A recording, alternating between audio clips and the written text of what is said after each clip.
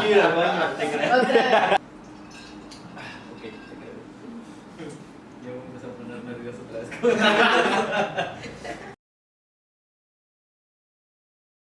Pues, hola, buenas tardes, días, noches, no sé cuándo nos estén viendo. Bienvenidos al segundo episodio de Al Chile Podcast. Primero que nada, antes de saludar a todos, pues quiero hacer unas breves menciones que igual se me olvidó decirles el primero, que fue de que primero quiero agradecer también a Oscarita, que pues Oscar Pérez, que es nuestro editor y todo, nos está apoyando con todo este proyecto. Y pues esperemos que siga, ¿no? Si no se va o no lo deportan. Si no lo espantamos. O si no lo espantamos. También una de esos dos.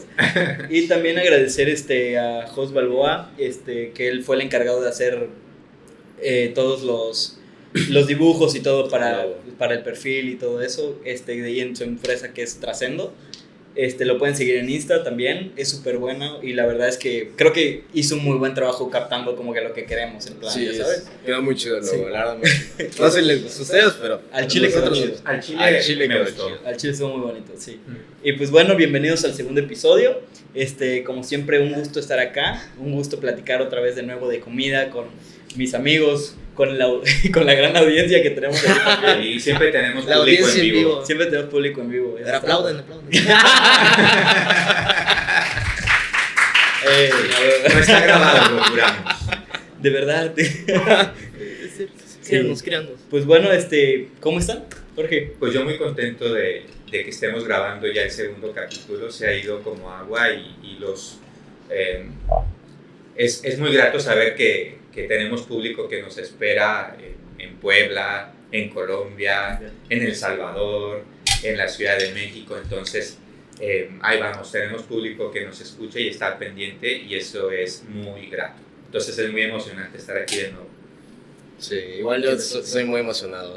Sí se pasó rápido para el segundo episodio. Muchísimo. Y pues, aquí andamos. Y que nos tardamos un poquito. Sí, nos tardamos un poquito, La verdad, pero Bueno, no nos tardamos tanto, pero Sí. ya, hoy ya nos congregamos y estamos listos. Y cuando discutimos entre nosotros los temas para tratar, hemos puesto como que un plan de cosas, aunque ustedes siempre nos dirán de qué quieren que hablemos o si quieren que profundicemos más en alguno de los temas que vamos a tratar. Y hoy nos pusimos de acuerdo para hablar de algo que surgió en una de mis clases de esta semana. En esa clase estábamos platicando sobre la llegada de los españoles al continente americano y uno de los muchachos dijo, porque estábamos hablando de que siempre es polémico la llegada de los españoles y que aún hasta nuestros días es un tema que cuando se toca siempre hay alguien que sale peleado o enojado. O el presidente pidiendo O el disculpas. presidente pidiendo, bueno, sí, pidiendo que se disculpen los españoles y cosas así, porque sigue siendo un tema que levanta pasiones, ¿no? Y uno de los muchachos muy inteligentemente dijo, es que si no hubieran sido los españoles los que llegaban en ese momento, hubieran sido cualquier otro europeo. Y es verdad, eso me dio pie a que les contara un poquito de la historia de cómo es tanto verdad eso que dijo aquel alumno, que si no hubieran sido los españoles, hubieran sido otros. Tiene que ver con comida, entonces se presta a nuestros temas, entonces se los planteo y ustedes comentan. En esa época, 1400 y algo, es cuando cae Constantinopla, que era el último reino cristiano donde se conectan Asia y Europa. Por esa ruta, de lo que hoy es Estambul, pasaban las caravanas de mercaderes venecianos y genoveses y que comerciaban sobre todo con alimentos que venían de Asia y comerciaban también con las especias. Recordarán, bueno, los de gastronomía saben que en esa época pues no había refrigeración, obviamente, y que los alimentos que ya estaban un poco no aptos para comerse o que no sabían tan buenos, se ocultaba ese sabor sospechosón con pimienta negra, con nuez moscada, y todo eso no existía en Europa, todo eso lo traían de Asia. Cuando Entonces, cuando Constantinopla, el último reino cristiano, cae a manos de los turcos son musulmanes, y los musulmanes, los turcos, cierran el paso de las caravanas. Entonces, ya no podían ir a Asia para traer sobre todo la pimienta, y eso representaba mucho comercio para los europeos de entonces, y entraron en crisis. Y en esa crisis de no tener la pimienta y las otras especias que les eran imprescindibles ya para su comercio y para su comida, pues si ustedes ubican el mapa de Europa, ¿quiénes son los primeritos que están hacia el océano? Pues los portugueses y los españoles. ¿Y quiénes fueron los primeros que salieron a surcar el mundo buscando cómo llegar a Asia sin tener que atravesar el Mediterráneo y pasar por Constantinopla? Pues fueron los portugueses. Y los portugueses pues empezaron a bordear por África y llegaron a Asia. Y los españoles también empezaron a ver qué hacer, que podían, no se iban a quedar atrás a manos de los portugueses. Y es cuando surge Cristóbal Colón. No sabemos si era español o italiano con certeza, pero él fue el que le propuso el plan a la reina Isabel, y la reina Isabel, que no era España aún, era Castilla y Aragón. Y la reina Isabel apoyó el plan, y bueno, lo que sigue es la historia que nosotros conocemos. Todo lo que pasó. Y ya todo lo que pasó, que un día profundizamos en cosas de la conquista porque se pone bueno. Sí. Entonces, ¿qué les hace pensar a ustedes que si no hubiera sido quizás porque los turcos cerraron el paso a las caravanas de donde traían las especias a Europa, y la urgencia que tenían los europeos para comerciar y comprar eso, pues quizás hubieran sido italianos o hubieran sido franceses o hubieran sido británicos los que hubieran atravesado el Atlántico y hubieran llegado a Mesoamérica y al resto del continente americano. Claro. A nosotros nos llegaron los españoles y otros llegaron a Norteamérica. Entonces, ¿qué les hace pensar eso a ustedes? Pues es muy interesante, la verdad, o sea, viéndolo de... Porque en general toda Latinoamérica es más que todo de que colonia española, por eso mismo. Pero viéndolo desde mi punto de vista como salvadoreño, que siempre veo con Centroamérica, es muy chistoso porque todo Centroamérica somos 7 países. Y de los 7 países que es Centroamérica, todos fuimos colonias españolas, excepto por Belice, que Belice fue una colonia inglesa. Y la verdad hay mucha diferencia entre un país que es de colonia inglesa y un país que es de colonia española. Sí. Porque inclusive siendo el mismo Centroamérica, que todos somos países muy cercanos, que en sí que literal a la media hora estás casi. Ajá, o sea, Belice siempre es un país que lo vemos muy diferente a todos los demás lugares. Y eso es lo que tiene, está muy interesante. Sí, es muy fascinante porque incluso entre los países de habla española centroamericanos, si tú estás en El Salvador o estás en Costa Rica o estás en Panamá, los entre sí son súper diferentes. Yo que he estado en los 3. Sí. Es súper diferente. Cuando estás en Panamá, aparte de que Panamá, la ciudad capital, es modernísima y parece Miami, pero la gente, pues ellos formaron parte de Colombia, era la Gran Colombia, y el feeling que tienes en Panamá es de que son parientes de los colombianos o estrechamente, mientras que los ticos son otra historia, los ticos tienen otra personalidad y los salvadoreños obviamente otra, siendo países que si no eres de América Latina los tomas como en paquete y dices, ay, son lo mismo. No son lo mismo. No, sí. Y cada país tuvo, si hablamos de alimentos, pues el desarrollo en diferentes cosas. Y pues en El Salvador pues, fue el café, pero no desde el principio. El café vino después. Sí, primero fue todo lo de la República de la Banana y todo eso, que involucró también Honduras, que involucró todo ese... Guatemala. Sí, todo de hecho... El Triángulo Norte. Y acá, ya que cada país en Centroamérica pues lo distingue algo diferente. Pero Belice, por ser colonia inglesa, lo distingue mucho más, completamente más. Pero es que sí, al final sí resaltan las cosas, ¿no? O sea, porque como estabas explicando hace rato, pues es por causalidad, ¿no? Digo, al final igual está también como que en la historia que Cristóbal Colón pues en sí no fue el primero en descubrir todo esto. O sea, ya habían habido otras colonias que llegaron antes, que igual eran creo que de vikingos, que venían de Noruega y todo eso. Sí. Y, o sea, ellos igual, no sé por qué muy bien, como que no realmente se plantaron ahí. Y de hecho, fíjate que me acuerdo que vi una serie una vez, como que planteaba el lado de que si ellos se hubieran quedado ahí, que hubiera sido, ¿no? Y, o sea, obviamente era otra cosa, porque igual si te pones a ver igual la cultura vikinga, eran muchos como que igual de preservar, no tanto como que, o sea, sí eran de conquistar, pero no era en plan destruir, ¿sabes? Era como que agarrar lo que ya había para ellos y todo, y, o sea, como que te plantea la parte de que, ajá, obviamente lo que ellos tienen de cultura, de las creencias que ellos tenían y todo, en toda esa transformación que hubiera podido ser acá, y todavía se mantiene. Digo, yo siento que también, digo, en otro tema lo vamos a hablar igual de la conquista y todo, pero pues, ajá, o sea, es realmente era un rayo de andar esperando a Quetzalcóatl, y pues el que viniera era como que ya pensábamos. Es que sí, si nos ponemos a especular y a alucinar qué pudo haber pasado, sí. Porque los vikingos llegaron como en el año 1100 e hicieron su colonia en Canadá, en un lugar que existe, que está obviamente en las provincias orientales, y es un lugar arqueológico muy interesante, en una de las provincias de habla francesa. Pero no se pudieron quedar porque no se dieron las condiciones, porque no se adaptaron, porque no encontraron lo que necesitaban, porque era demasiado difícil el clima.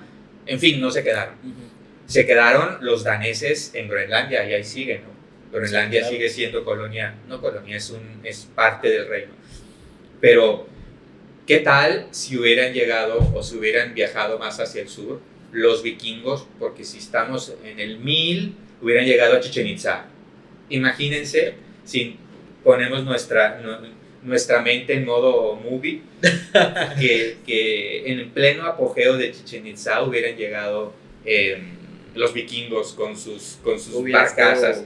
Muy calmado. Obvio, es una alucinación así muy fuerte, pero ¿qué les parece la idea que tuvo este alumno de mi clase cuando dijo, si no hubieran llegado los españoles, hubiera llegado cualquier otro?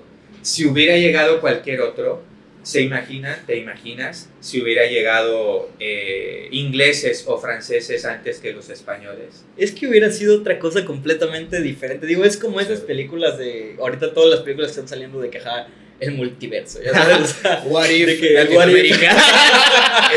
el what if latinoamericano, o sea, literalmente sí. Es un pequeño cambio. Y digo, obviamente también, nos tocó que llegaran los españoles que era fielmente cristianos y Dios, y, o sea, llegando a imponer prácticamente, hubiera sido otro rollo. Entonces imagínate si los vikingos, o sea, imagínate ver un vikingo ahí haciendo tortillas, ¿no? Nunca había pensado en eso, con su barbota, el tipo así, tortillas. Entonces, manotas. La tortilla de un manotazo. Y ya quedaba. Ahí está, en vez de hacerle así todo bonito que se hace acá. En plan, qué buena onda. Qué buena onda. Sí, entonces realmente siento que sí, obviamente hubiera sido un gran cambio y tuviéramos una diferente cultura y también obviamente otro tipo de platos de los que vemos hoy en día, ¿no? Sí, sería otra cosa. Sería otra cosa realmente. Digo, son de otros temas que luego vamos a hablar, pero pues sí me pone, o sea, por ejemplo, lo que más me suena es que ¿qué hubiera sido si en vez de, ponte, españoles hubieran sido, y como dices tú, italianos o franceses? Italianos, sí. ¿Cómo hubiera estado todo ese rollo? O sea, realmente son cositas muy pequeñas. Pero, en apariencia muy pequeñas, pero significa un montón, porque igual lo veíamos en esa clase, porque en esa materia, antes de contarles a los chavos sobre esto de por qué tuvieron que salir a buscar los europeos la ruta para conseguir sus especias, yo les hablaba en una clase antes de quiénes son los españoles y cómo están conformados como país, y que los españoles a su vez tienen un montón de influencias, y entre una de esas es que tuvieron 700 años de dominio o de ocupación musulmana, y esos musulmanes, al estar ocupando casi toda la península ibérica durante 700 años, los musulmanes llevaron el arroz, lo llevaban de Persia. No sé si te acuerdas cuando de yo les hacía, sí. les ponía las fotos, hay un platillo típico persa que se llama pilaf, que existe todavía en Irán, que Irán es Persia, que si tú comparas el pilaf con una paella, es lo mismo. Es lo mismo. Obvio modificado y con el tomate que luego llegó de América a España, pero esa es la evolución. Si otro pueblo que no comía arroz, porque los primeros europeos que comieron arroz fueron los españoles gracias a los musulmanes, los españoles nos trajeron el arroz. Y el arroz pues llegó, como veíamos en el diplomado ayer, nuestros compañeros de diplomado son de Morelos, porque los españoles trajeron el arroz y lo cultivaron en Morelos. Y pues ahí está la denominación de origen que ya después se volvió el arroz. Que se volvió denominación de origen, el arroz morelense, que sería la comida mexicana sin arroz. Los moles sin arroz. Sin arroz. Entonces, en esta alucinación... No quisiera vivir en ese guarito. Ese multiverso suena feo. El multiverso de que hubiéramos sido británicos, imagínense la hueva de comer lo que... Perdón. No, sí, con todo respeto. Con todo respeto. Con todo respeto, pero... Preferimos el arroz y preferimos las especias que trajeron los españoles. ¿Sabes de qué me acordé ahorita igual? Que en esa clase igual, para poner un ejemplo más acá de Yucatán, que pues acá en Yucatán, ¿cuándo es el que se acostumbra el frijol con puerco? Los lunes. Los lunes. Y en Brasil tienes el plato que es la feijoada, que es igual frijol con puerco. Es frijol con puerco. O sea, entonces es como que más o menos se van dando las preparaciones obviamente diferentes, pero es como una variante, con la ya misma, sabes. ajá, sí. Y es la misma. Y esto, de hecho, justamente ahorita me llegó el flashback que me acuerdo que estaba contando de eso, porque contexto, por si no saben, ajá, o sea, Jorge nos daba clases a los dos. Entonces, Solo a ti. Solo a él. Solo a mí. Mentiroso. Cancelado. Sí, y en esa clase eso veíamos. Justamente ese es el tipo de cosas que nos gusta contarles a los chavos que estudian gastronomía para que entiendan de dónde viene todo, pues, lo que están manejando, ¿no? Y lo que están cocinando. Y también entrando en ese rollo histórico, los españoles pues no llegaron primero a México ni a Centroamérica, llegaron a las islas del Caribe. Y Colón y su familia se establecieron en las islas, y que fue lo primerito que ellos cultivaron, que fue un cultivo de mucho valor económico, y que también lo hicieron en Brasil, by the way, fue la caña de azúcar. Y también lo hablaba con los muchachos de esa materia, que les hice pensar, ¿cuáles son los países que tienen el ron más famoso? Cuba, Puerto Rico, Jamaica, la República Dominicana. ¿Por qué? Porque los españoles empezaron su dominio en América cultivando caña de azúcar. ¿Y de qué se hace el ron? ¿De qué se hace el...? Iba a decir la marca. ¿De qué se hacen todos los rones? De caña de azúcar. Entonces, parte de la conversación que siempre tenemos al hablar de estas cosas en clase es: la historia la puedes contar de una manera, digamos, positiva, como nos decían en clase ayer.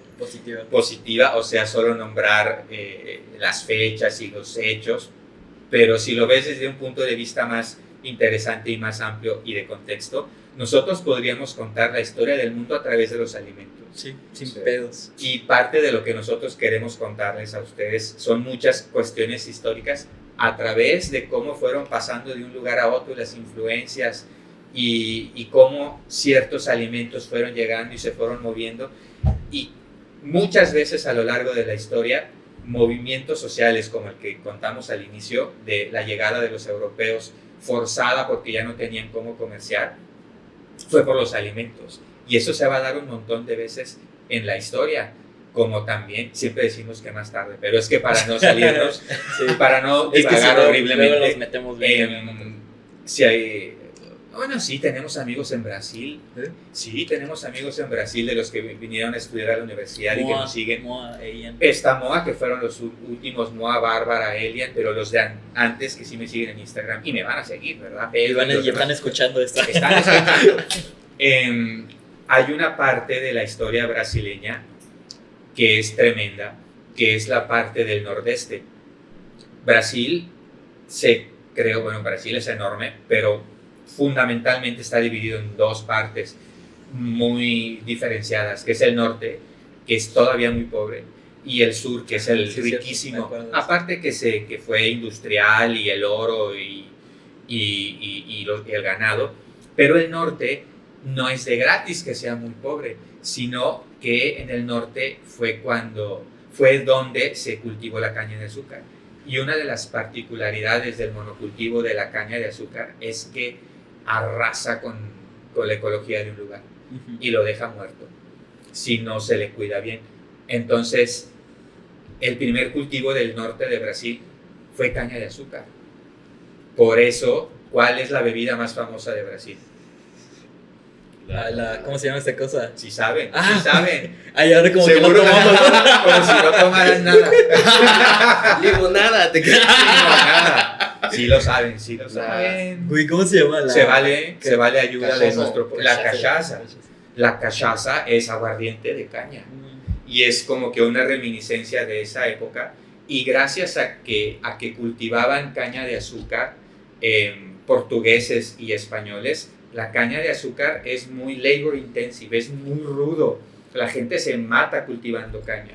Sí, aparte de que es pesado. Y es pesadísimo. Eso ya fue cuando ya había llegado los portugueses ahí, ¿no? En esa época, En esa época. porque esa zona se la disputaron entre portugueses, españoles y holandeses. Y cultivaron la caña, y como los nativos no se morían, como se morían y no resistían en las islas del Caribe, lo mismo fue en el nordeste de Brasil. ¿Qué hicieron los europeos? Pues traerse esclavos.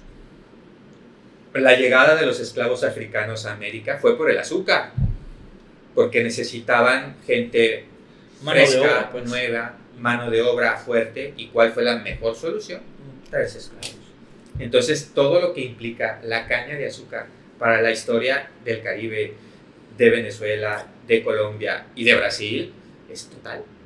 Y ese es todo el hilo de lo que hemos estado platicando, de toda la historia tiene que ver con alimentos, y si la contamos desde el punto de vista de alimentos se vuelve como que más fácil, ¿no?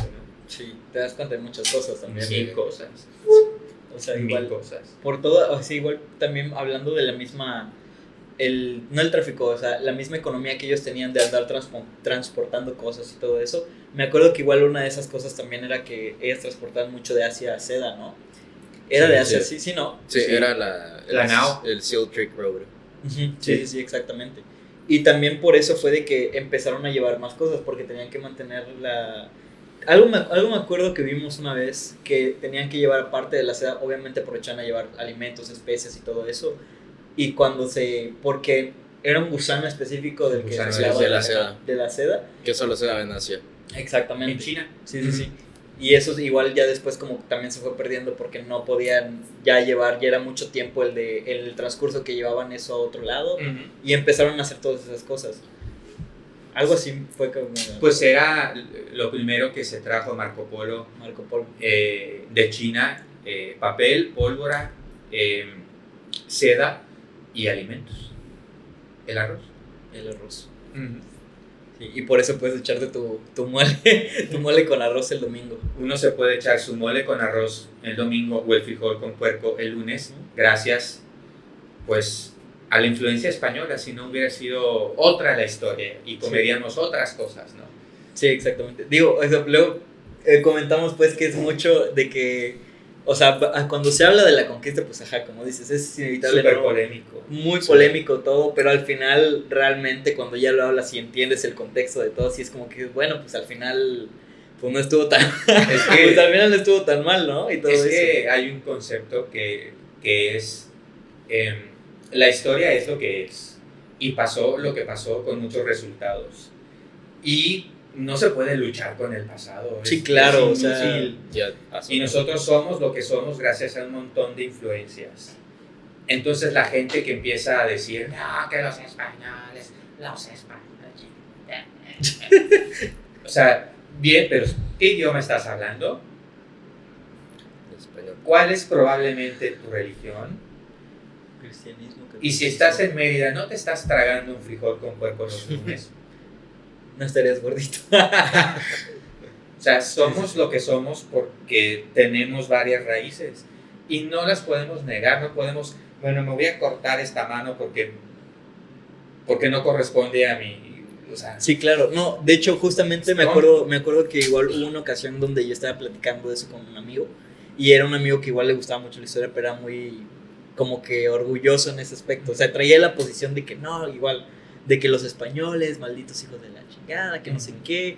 Y, o sea, ya sabes, todo ese rollo. Y me acuerdo que estábamos en clase, yo estaba en la prepa, y había una maestra que igual, como me encantan sus clases, porque era igual de que te lo contaba con otro contexto, pues, y eso te hace interesarte mucho. Pero ese güey era güerito, ojo verde y así, ¿sabes? Y malditos españoles. Así, los odio. Y la maestra le dice, es que tú no serías güerito, ojo verde, si los españoles miren, no han llegado. Yo soy el monstruo. Al parecer yo soy el problema. ¡Oh! Sí. Y pues empezó eso, tu amigo. o sea, de que, Ahí. exacto, Una o sea, de que revelación. tú eres la así de, Pues es que es o sea, y va a sonar feo, pues, pero realmente es como que tú eres el resultado de muchos abusos que los españoles tuvieron en esa época. que de hecho sí, pero todos los países modernos son el resultado de la invasión de uno hacia el otro, hacia el otro, hacia el otro. Digo, creo que si empiezas a buscar al final de cuenta un culpable y quién fue el malo y todo, pues al final es como que innecesario y muy... No te lleva a nada. No te lleva a nada, o sea, No te ya lleva estás a nada. aquí.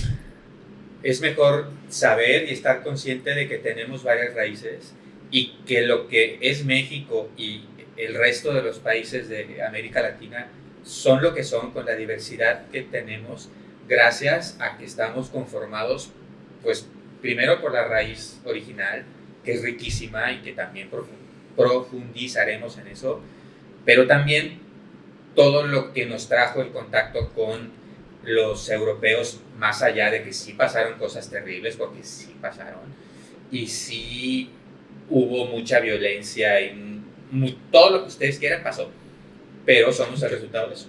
Sí. Y lo que comemos, somos, hablamos, pensamos, forma parte de eso. Sí, claro. Y no podemos hacernos para ningún lado. Incluso también de estas cosas en esa misma materia de que me sirvió como referencia esta semana. En esa materia tenemos una chica salvadoreña que estaba interesadísima, ¿no?, en este discurso y se sienta así pegadita en primera fila, ¿no? Y estaba ella así, ¿no? Como que tienes razón. Y acabamos hablando de la historia salvadoreña, que también tiene que ver con esas cosas. Y también es otro tema. Sí, es que creo que ese tema, a toda nuestra audiencia salvadoreña, vamos a poner como que pausa y en el siguiente recargada de memoria lo platicamos porque es muy interesante. Sí, El tema primero de las bananas, porque ese es tremendo, y el del café también es tremendo. Sí, o sea, la República, la banana y la época cafetalera Es tremendo. O sea, puede hablar mucho de eso. Yo creo que está muy cabrón. vamos a dejarlo para la segunda parte de hoy, para que platiquemos eso para nuestra audiencia salvadoreña, que es mucha, ¿o no? Sí, Claro. Sí, representar. No, pero ya que tomaste el tema de que se abre internacionalmente, estuve pensando mucho de lo que estamos hablando y pues sí se tocó mucho el tema de que, o sea, la influencia que tuvieron factores externos a nuestra comida, nuestra cocina, nuestra cultura, pero a fin de cuentas es un arma de doble filo. O sea, no solamente es de que llegaron y nos cambiaron a nosotros, o sea, obviamente también cambiamos la cultura europea. Porque si nos ponemos a pensar o sea, que obviamente pudo ser cualquier país europeo que nos colonizara, pero si hubiera sido otro que no fuera España, hubiéramos cambiado completamente la cultura europea y la comida europea, porque son influencias gastronómicas. Las y cambiamos. Las cambiamos. Las cambiamos. Sí. Independientemente, aunque no fue, digamos, uno de ellos directamente, pues sí, tuvimos mucho que ver en todo ese cambio, siento yo, también, o sea... Imagínense. Es que está muy random eso.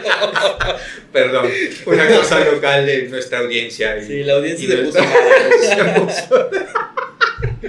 No, pero...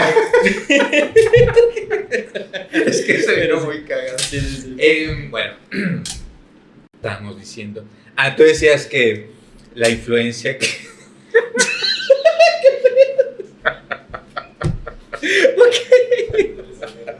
Bueno, ya, no estamos drogados, se los juro. No, es que sí es chistoso lo que pasa enfrente de nosotros. Y Sí, que detrás de estamos cámaras concentrados, estamos concentrados, pero de repente las personas que están acá hacen cosas, se suben, ¿verdad? Es que o se tiran al piso. Ok, estábamos hablando de qué sería la comida en ciertos países de Europa si no hubieran tenido la influencia de nosotros, del continente americano. ¿Se imaginan ustedes la comida italiana sin el tomate? O sea, creo que es No prácticamente existe. base, o sea, no existe. No la existe, comida no italiana sin existe. tomate. No existe la primera pizza que fue la margherita, es con Margherita. las rodajas de tomate. Delicioso. Las salsas más características de la cocina italiana, Los pomodoro. el pomodoro es tomate. ¿Qué sería de muchas tradiciones, por ejemplo, la tradición chocolatera suiza o alemana La chocolate. o belga sin el chocolate? No, y de hecho que tocas un tema muy importante porque, y es algo que yo quería mencionar y connotar mucho, de que si ahorita una persona que no esté enterada de esto y que no esté como que muy entrada en este mundo de la cocina, si piensas, o sea, a mí me ha tocado mucho ver que es de que dices chocolate y la gente piensa primero en Suiza, ¿ya sabes? En Suiza, sí. En Suiza, y de que, sí, Suiza y todo eso, y es como que de brother, aquí nomás en mi rancho crece, ya sabes, o sea, Sí, es- y está muy- de hecho nosotros pues salió todo eso, entonces es Sí. muy como que impresionante también todo lo que nosotros le dimos y que realmente ya viéndolos en temas que es otro tema también, pero o sea, viendo en temas de exportación y todo eso, nosotros siempre mandamos lo mejor y nos quedamos lo peor. O sea, está muy impregnado en todos los aspectos de su cultura. O sea, inclusive en el idioma lo podemos ver, tipo en francés, de que el tomate, o sea, tomate en francés es, según yo, es pomme d'or, que es manzana de oro. O sea, ver todos esos contextos, ver todo eso que tanta influencia que hubo, no solamente acá, sino allá, y Sí. que les influenció tanto. Les cambió la Sí, vida. claro. Igual que en francés es pomme d'or, en italiano es pomodoro, que es lo mismo, porque a ellos les cambió la concepción de su cocina. Pero bueno, el tomate, el cacao, ¿qué más es netamente de este continente?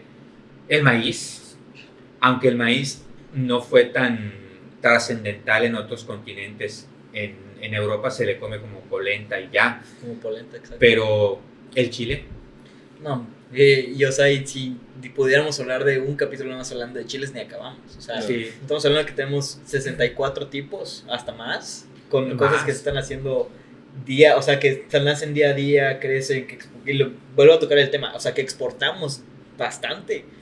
Y cada clase que hay, que son, o sea, tenemos los secos, tenemos los que son normales, los dulces, los salados, cómo cambian de ¿Cómo nombre cambian? una vez que se secan. cómo cambian de nombre una vez que se secan, el sabor, porque hay unos que son ahumados, que, o sea, te dan un sabor como, por ejemplo, el chile morita, que es mi chile favorito. Yo creo que Es tu chile favorito. yo creo que mi chile favorito es el morita, sin pedos. El Fíjate. morita y el guajillo, aunque el guajillo es de que muy clásico, ya sabes, pero lo que es el guajillo y el morita, ¿Qué Muy sería? buena O sea, combinación, la verdad. los platillos tradicionales mexicanos más famosos pues son esos chiles. realmente. Y o ¿Tú sea, cuál es tu chile favorito? Pues. oye, No hagas caso, me Mr. oye, Miyagi. pero no va a haber. Audiencia, ahorita no. Pues, la verdad, en El Salvador sí llegan de que esos tipos de chiles. No hay tanta variación como aquí en México, pero sí llegan diferentes tipos de chiles y yo al un principio pues era lo clásico, de que solo conocía de que jalapeño, solo conocía de que chipotle y así. Ya una vez que llegué acá, pues empecé a abrirme más como en cuanto a todo lo que había, todo secos, Se abrió al frescos. chile. O sea, podrías decir que por los chiles te abriste, ¿no? Pues claro, su cultura es amplia ahora. Y bueno, ya ahorita que ya empecé a conocer más el mundo de los chiles, que ya empecé a conocer más, pues todo eso que hay y toda la oportunidad que hay en México en chiles en cuanto a lo que se ofrece, pues la verdad sí, o sea, los que son muy versátiles, que sí dijo Omar, el morita y el guajillo, la verdad, Sí. son muy, muy versátiles. Sí. Sinceramente, son muy o sea, para cualquier receta caen muy bien. Se puede hacer muchas cosas con eso. Sinceramente están muy chidos. Aparte de eso, el pasilla me gusta mucho, de hecho, porque el pasilla es de los chiles secos de los pocos que llegan a El Salvador, de las variantes que hay. Pues de hecho el pasilla es uno de los más exportados. Exacto, por eso. Desde un principio en El Salvador, como es de los todas las variantes que hay de chiles secos y frescos que hay en México, es de los que llegan a El Salvador, que son como más, o sea, llegan pocos aparte como los comunes. Y la verdad fue cuando empecé a enamorarme como de Chile. De ingredientes externos. Y fue de que empecé a ver de qué había fuera de mi realidad, qué había fuera, o sea, ingredientes que no hubieran que no son de tu día a día, digamos. Que no eran lo que consumías normalmente en El Salvador. Exacto. El Chile te abrió la visión, el Chile. Por eso mismo el pasilla es de mis chiles favoritos. Claro, sí. No, es que con alguna frecuencia piensan en otros países cuando no han estado en México o no conocen la amplitud de la oferta gastronómica mexicana, la real.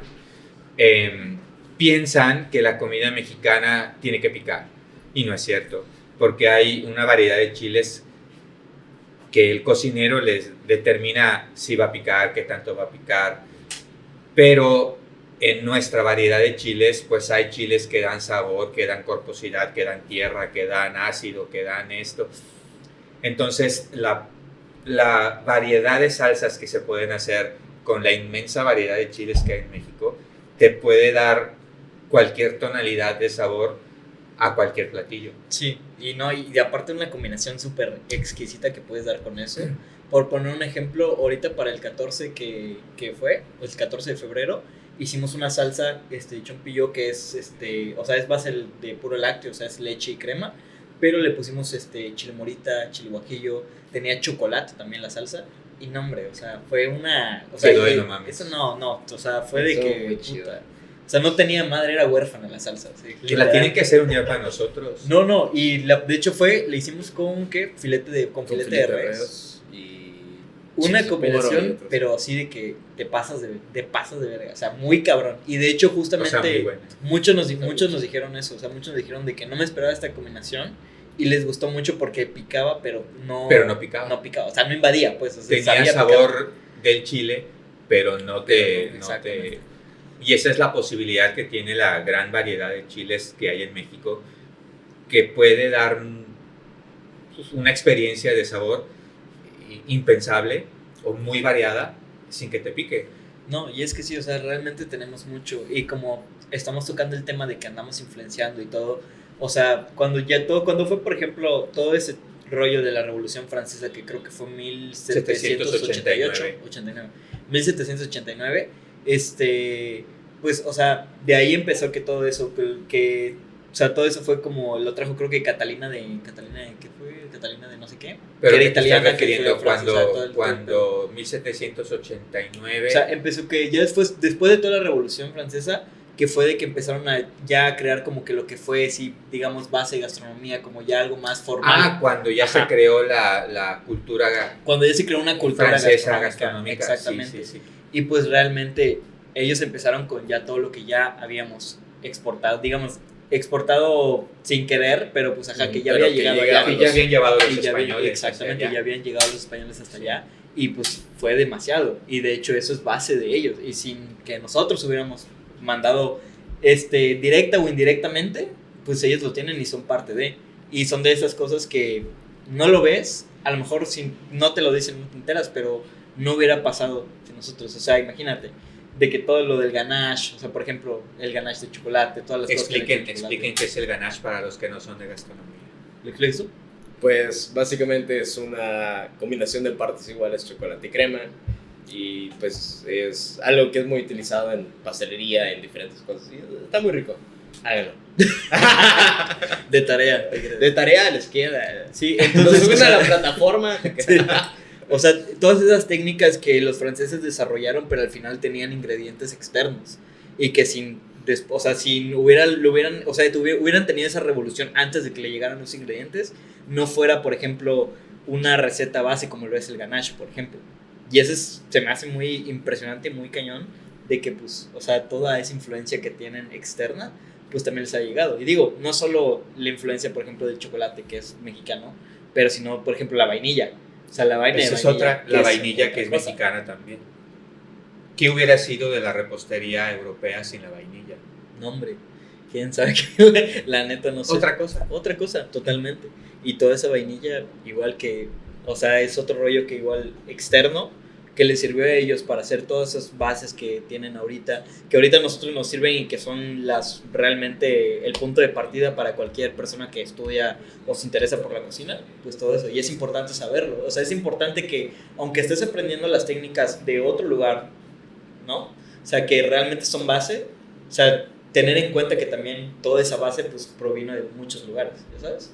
Y que muchos de esos ingredientes son nuestros. Y son nuestros. Y reconocerlos. Y reconocerlos, y no solo reconocerlos, y ahí me vino a la mente un tema que pudiéramos hablar de él horas, que es, tenemos ingredientes en América Latina, especialmente en México, surgidos de la milpa, como el maíz, el frijol, el chile, la calabaza, que cuando los mezclamos hacemos comida que decíamos en el corte que nosotros, todos los que estamos acá, comeríamos diario sin problema, ¿no? Que a quién de nosotros no nos gustaría poder desayunar un frijol con epazote o algún otro quejite con un quesito de rancho. Pero con alguna frecuencia ustedes pueden ver en redes que se le califica como comida de pobre. Y se le considera, al comer de esta manera, como algo que solo hacen los campesinos.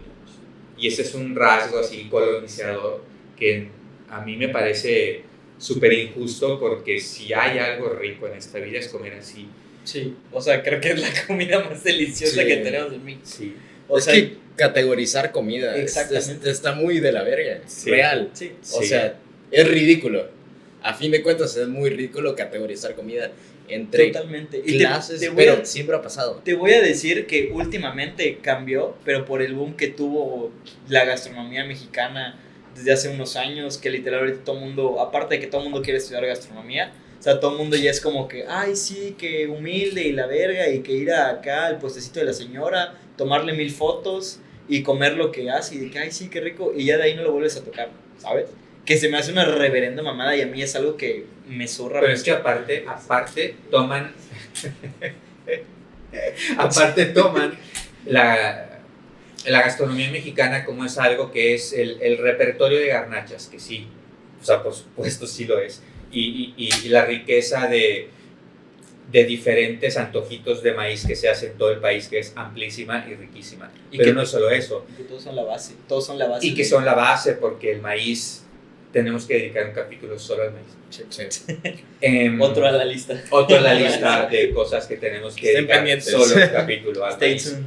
Pero hay un rango de comida que es la comida más, digamos, profunda, la más despreciada, la más invisibilizada, y que al mismo tiempo es la más rica en nutrientes, la más representativa del campo mexicano.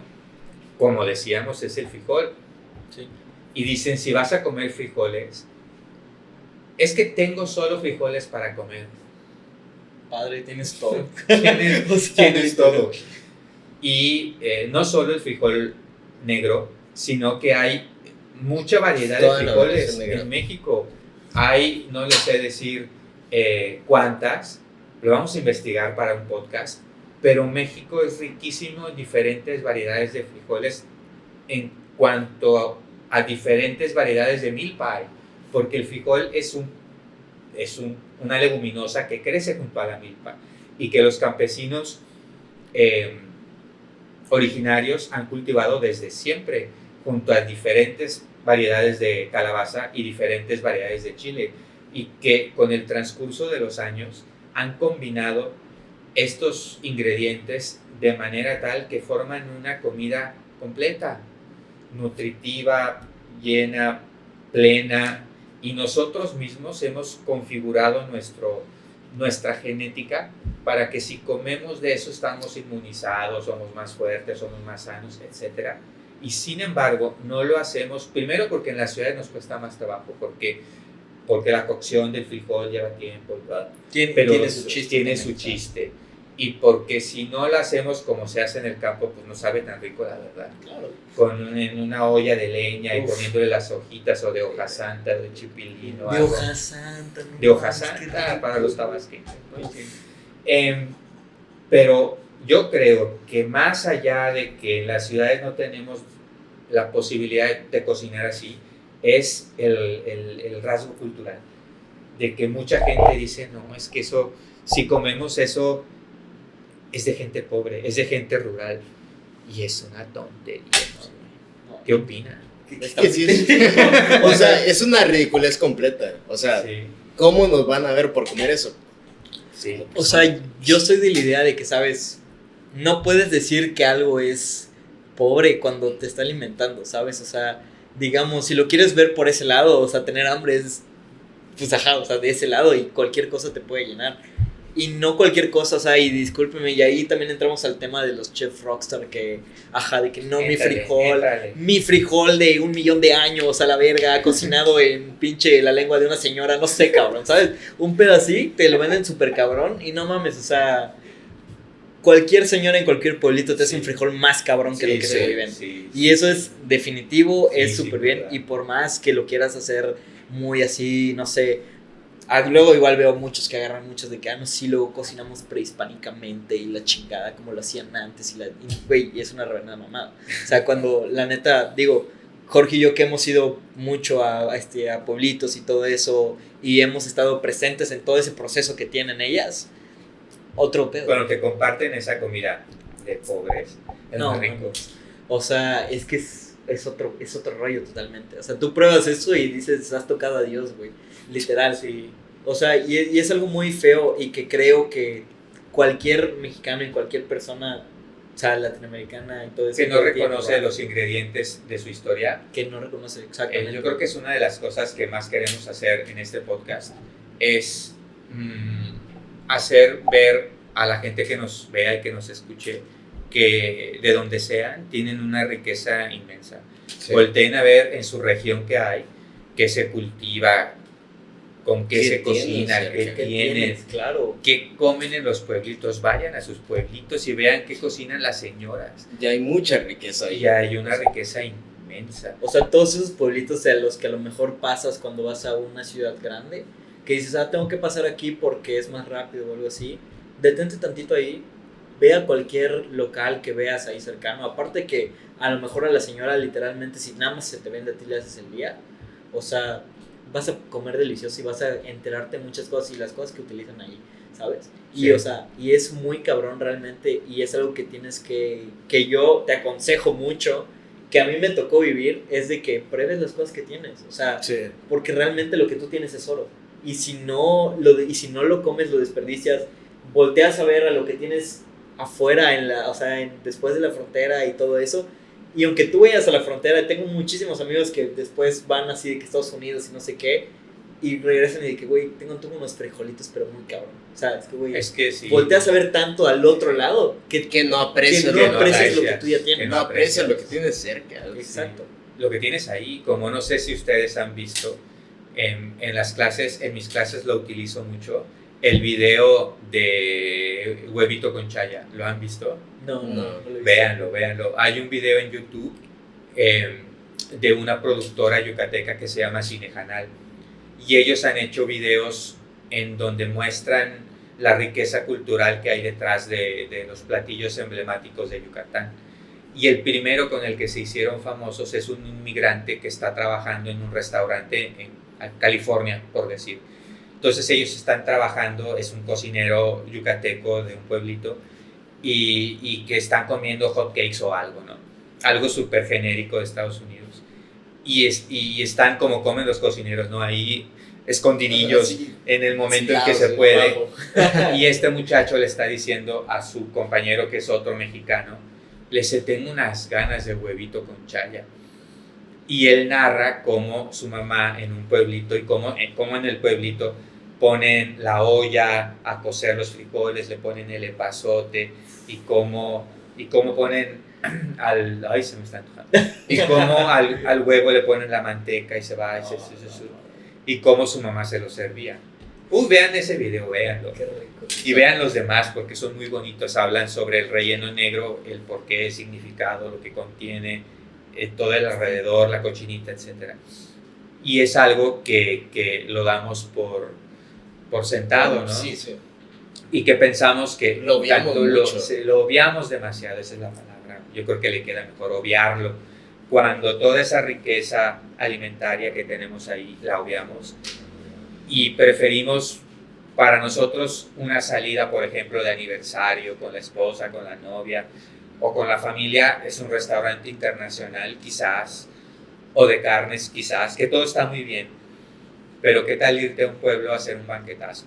No manches, y vas a comer delicioso. Y vas a comer delicioso y quizás vas a gastar mucho menos. Sí. Y vas a tener un entorno más cómodo, más hogareño. Más hogareño y aparte es otra cosa. Siento Yo que es creo más que sí, cercano, ¿sabes? O sea, más cercano y te nutre más, no solo porque la comida sin duda es mejor, sino que es parte de ti y sientes como que estás abrazando tu tierra, no sé, es una cosa muy indescriptible. Sí. Yo les contaba, y no recuerdo si lo platicábamos en el primer capítulo en el primer diplomado que estudiábamos Omar y yo, que yo conocí a una cocinera tradicional de Puebla y que en diciembre me fui a comer con ella y que le dije, doña Vicky, consiéntame. Y doña Vicky me consintió, hizo los frijoles así, hizo el huevo pochado en no sé cuánto, hizo el tamal en una hoja de su huerto. Y yo lo probé y yo dije, corten porque voy a llorar. O sea, porque son cosas que son tan espectacularmente buenas y que tendríamos que impulsar a que la gente la tienes a 20 minutos de tu ciudad. Háganlo. Sí, claro. O sea, totalmente. Aparte siento que hay gente que puedes gastar, como dices, gastas más en un restaurante así, que no es por menospreciarlo, también está bien, claro, pero tienes que también voltear todo eso. Vamos con te quiero ir al baño. No mames. Pasé un buen rato. Ya no aguanto. Corre. No, tú sí, sube al baño con calma. Yo pensé que quería decir algo, güey. ¿No? Por favor. Yo pensé que estaba conmovido con algo, que nos iba a contar, que iba a hablar de la primera pupusa con su abuela o algo, ¿no? Que lloraba, abuela, el loroco de mi pupusa. Y nada, se estaba wishando el muchacho. Bueno, después de ser pendejamente interrumpido, vamos a retomar. ¿Qué estamos hablando? Pues estamos a punto de llorar por Estamos algo, a punto de llorar conmovidos, sí. y se estaba orinando. Y se estaba orinando, wishando. Una disculpa. Perdón por ser persona. No, güey, no mames. Pero el tema es que tenemos una riqueza en la comida tradicional que no está suficientemente valorada y que, como ya se nos está haciendo costumbre, podemos dedicar otro capítulo completo a hablar de los beneficios que tendríamos si cada vez más personas optáramos por comer de esa manera. Pero por ahora, y retomando, son la riqueza que tenemos en nuestro continente y especialmente en México, que está subvalorada y que tenemos que voltearla a ver. Ha enriquecido al mundo, hemos contribuido al mundo con riqueza, la tenemos aquí. No todos los países tienen la fortuna de tener un país megadiverso como nosotros y no lo aprovechamos. Sí, claro. Nosotros nos dedicamos por costumbre, por moda, por facilidad, porque nos lo traen a la casa, porque lo pedimos por aplicación y comemos lo mismo, cuando tenemos allí una riqueza enorme esperándonos. Entonces yo creo que esa es la idea principal del capítulo de hoy. No sé qué opinan ustedes. Es que sí, o sea, sinceramente, si tomáramos el tiempo de ver lo que tenemos alrededor, de ver todo lo que verdaderamente nos ofrece nuestra tierra. O sea, yo poniéndome en cuenta de Latinoamérica, obviamente no como mexicano, pero sí sé que todo lo que lleva hay... suficiente tiempo. Ajá, o sea, si nos diéramos el tiempo de poder apreciar todo lo que tenemos cerca, tenemos tantas cosas que podemos aprovechar y que nada más no lo hacemos. Estamos acostumbrados a un cierto tipo de... Sí, de no salimos de inmediatez. nuestra costumbre, pedimos lo mismo, se nos hace rico pasar una tarde de películas comiendo lo mismo, en vez de que nos aventuremos primero a cocinarlo en nuestras casas, cuando es sencillo, mucho de ello, otras no tanta. Pero, hey, vamos este fin de semana a ver qué se come en una comisaría de Mérida, o a las afueras de Tuxtla, o a las afueras de Villahermosa, o en el campo a 40 minutos de aquí, y aprenderíamos y enriqueceríamos nuestra vida un montón. Aparte de que, o sea, por ejemplo, hablando nada más en el contexto de Chiapas, yo es como algo que yo quiero hacer en algún futuro, que es igual dar a conocer todo eso que hay allá, porque me tocó una vez ir a un pueblo en Chiapas como a 1 hora, 2 horas de Tuxtla Gutiérrez, y me presentaron muchas frutas que no en mi conocía. perra vida había escuchado, güey. O sea, en mi vida había escuchado, y que literalmente eran del día a día de los pueblerinos de ese entonces. Y la neta fue como que dije, güey, no conozco nada de mi estado. O sea, y aunque tú pienses que sepas, no Es cierto. no llevas ni el cuarto, güey. O sea, literal, o sea, hay muchas cosas que realmente, que en vez de irte, no sé, 2 horas, un fin de semana a mamarte, Sí. o sea, puedes invertirlas en, ok, ¿sabes qué? Voy a aventurarme, voy a ir a un pueblito acá y voy a ver qué pedo Voy a hay. conocer Voy a conocer verdaderamente lo que verdaderamente. Pero, es. por ejemplo, y me diste el pie a pensar una cosa. Cuando en contexto nacional se refieren a Chiapas, ¿por qué lo caracterizan?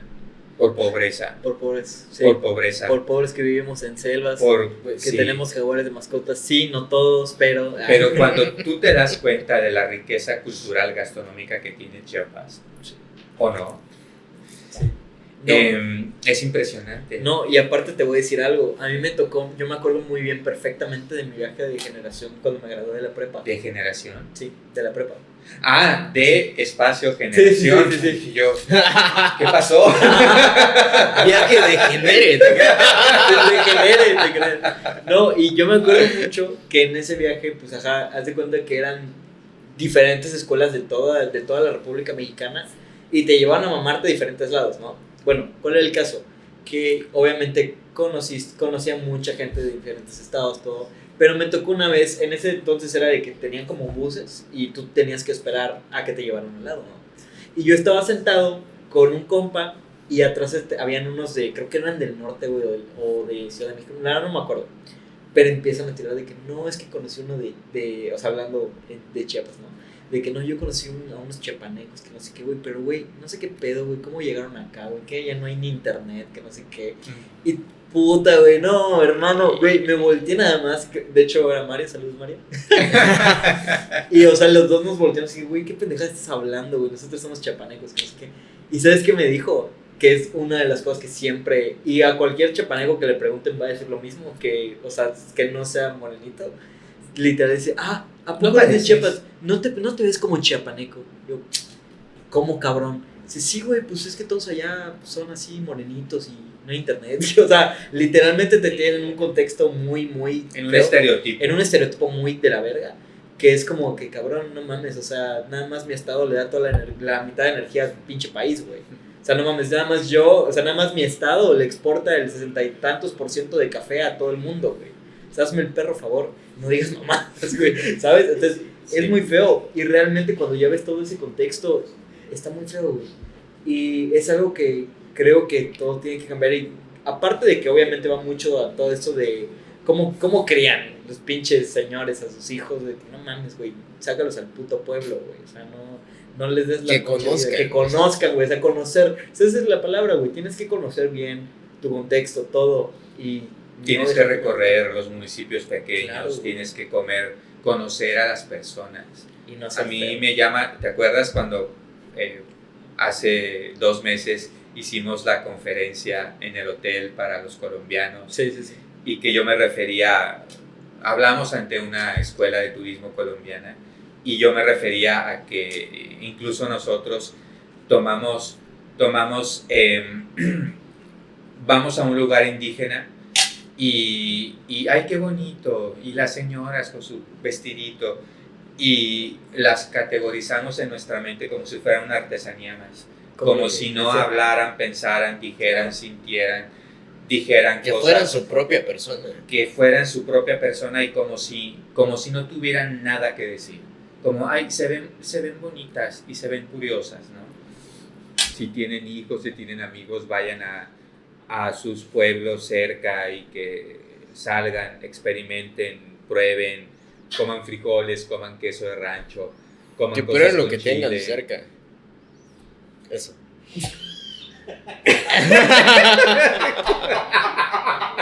O sea,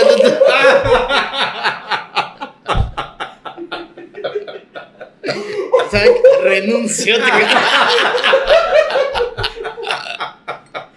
No mames. Ay, perdón. Las cosas en vivo salen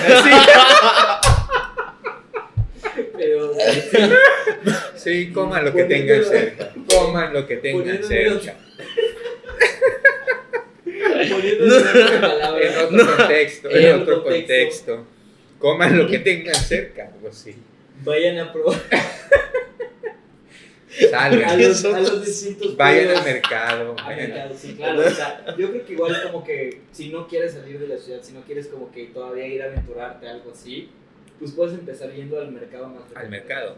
O sea, literal ahí vas a encontrar diferentes cosas que siguen teniendo lo mismo. A lo mejor y no es tan cercano el sabor que puedes encontrar afuera de. Pero realmente yo creo que, y está bien, o sea, en los mercados puedes como quedarte la primera oleada, la primera bajada.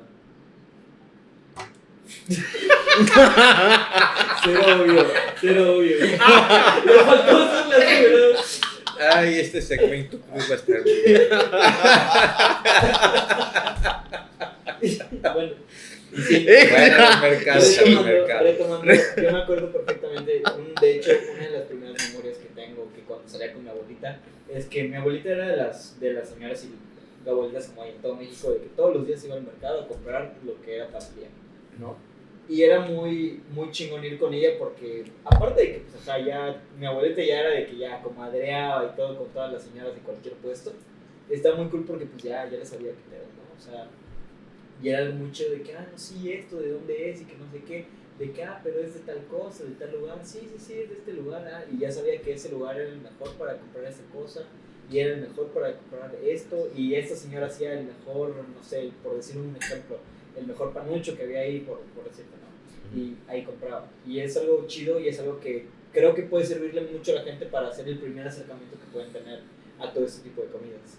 Pues, ahora que lo dices, otro acercamiento maravilloso son las abuelas. Y me hiciste recordar, tengo otra clase en donde yo les pongo a los chavos a que analicen su cocina regional, porque son de diferentes estados, son chiapanecos, son tabasqueños, son campechanos, son yucatecos, son de Cozumel y de Cancún.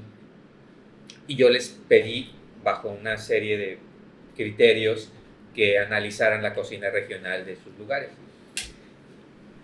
Y todos ellos, para ciertos criterios que yo les pedí, acudieron a sus abuelas. Todos. ¿Por qué? Porque las abuelas son las que todavía tienen la conciencia de cómo se comía antes, son ellas las que enseñaron a comer o a cocinar a las mamás. Y las abuelas son las que te pueden decir si son de un pueblo o en la ciudad, son las que iban al mercado, como dices, son las que conocen a las que venden. Entonces acudan a sus abuelas también, a los que las tengan. Y pregúntenles y aprovechenlas y platiquen con ellas, cocinen con ellas si les da la oportunidad. Y no solo por la riqueza de eso, sino porque a sus abuelas les va a dar mucho gusto que se acerquen a ellas y les digan vamos a cocinar o a comer o a platicar mientras cocinan, ¿no? Sí. o independientemente también de el, o sea, como dices, el mero acercamiento a ellas, aunque no te dediques a esto, o sea, realmente que seas de otra carrera, te dediques a otra cosa, el acercarte con tu abuela, con tu abuelo es